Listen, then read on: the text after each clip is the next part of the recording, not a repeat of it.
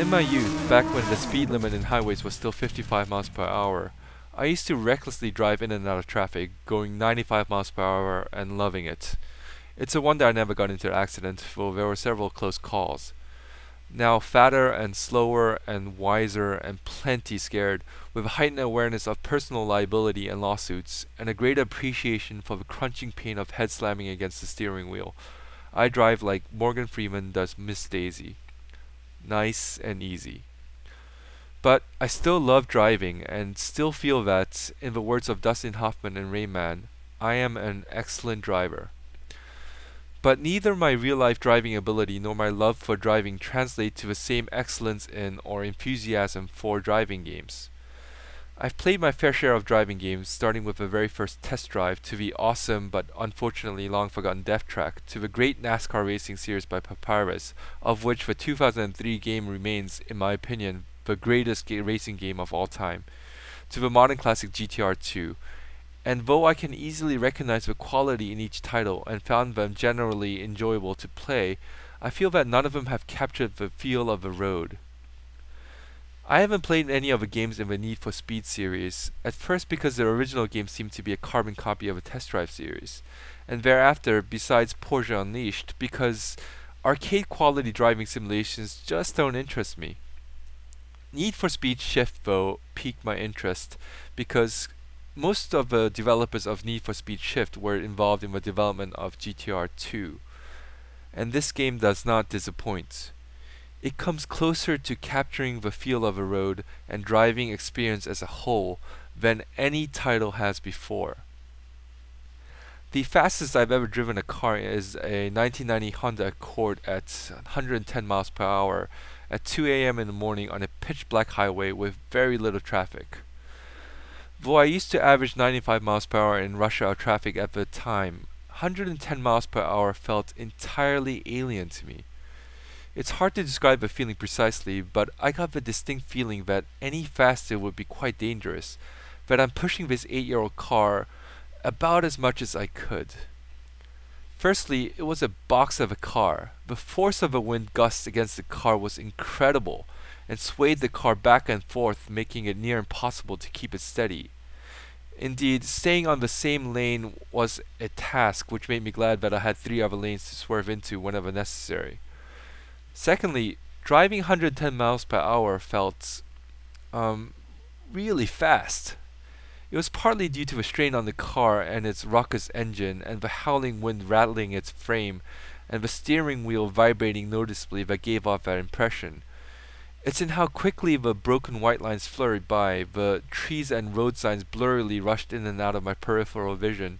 It's in how I felt pinned to my seat just a bit more firmly, in how shockingly faster I was driving than any other cars around me, in how the car at times didn't seem to make solid contact with the pavement, in how I could feel the embankment of the road working against the directional force of the car and guiding it, in how I felt any faster and I just may lose control.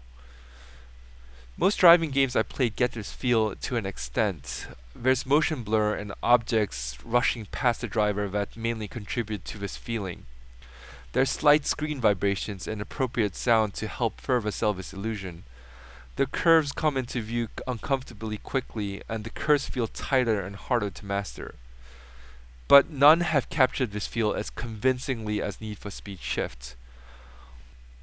Everything that I described in my 110 miles per hour reckless driving experience applies to this game. It's simply an extraordinary visceral sensation motoring your way across the road at 200 miles per hour. It's a feeling of exhilaration, of being barely in control of a car that moves too fast for comfort. That feeling you get when your hands just can't help but grab onto the handles of a roller coaster, even though your brain is telling them to let go and enjoy. Little bumps and elevations cause you to skid across the asphalt.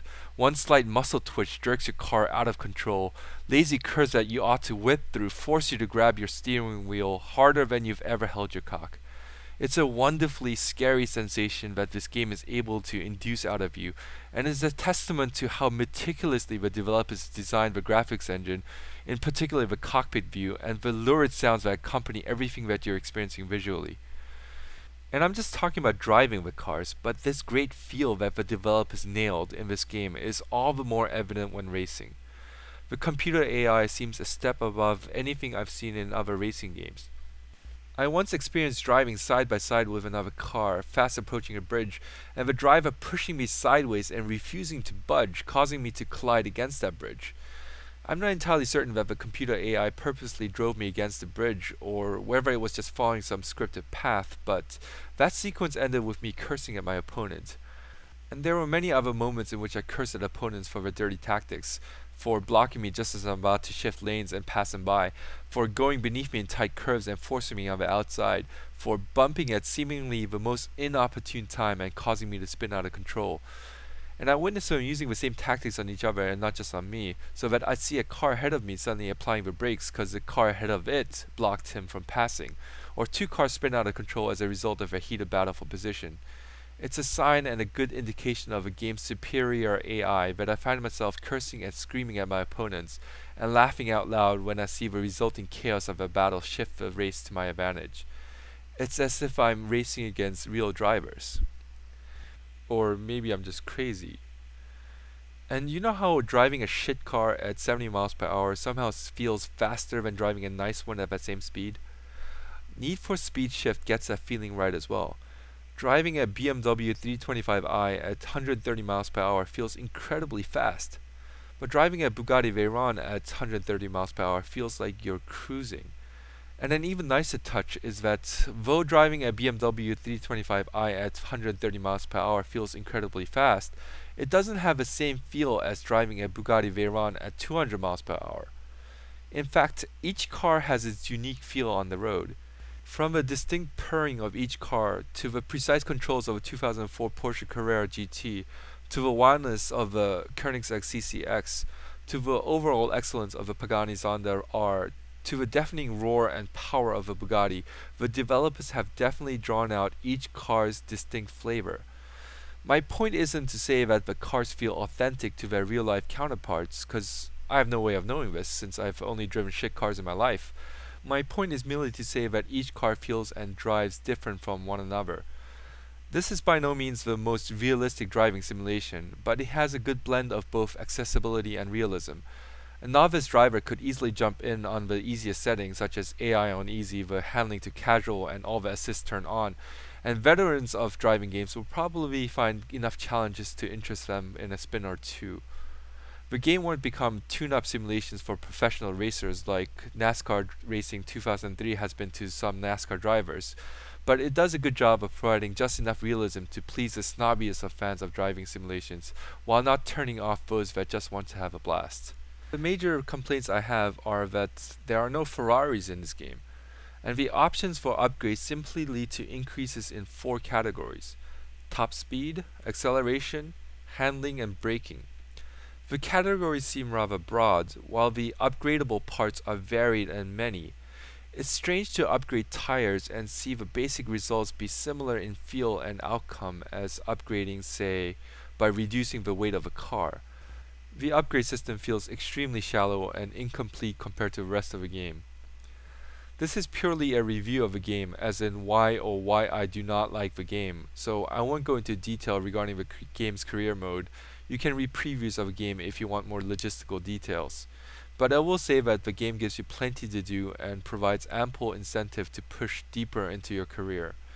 Variety and multitude of races, 18 or so tracks, each of them distinctly memorable, 60 plus cars to unlock, a point system that rewards you for differing driving styles and unlocks new challenges and races, and even achievements you can earn will keep you busy and thrilled for a long time.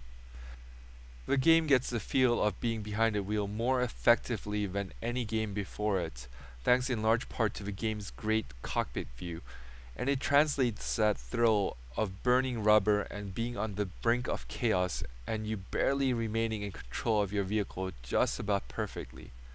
This is the title that's a must-buy for any fan of racing games, casual and hardcore alike.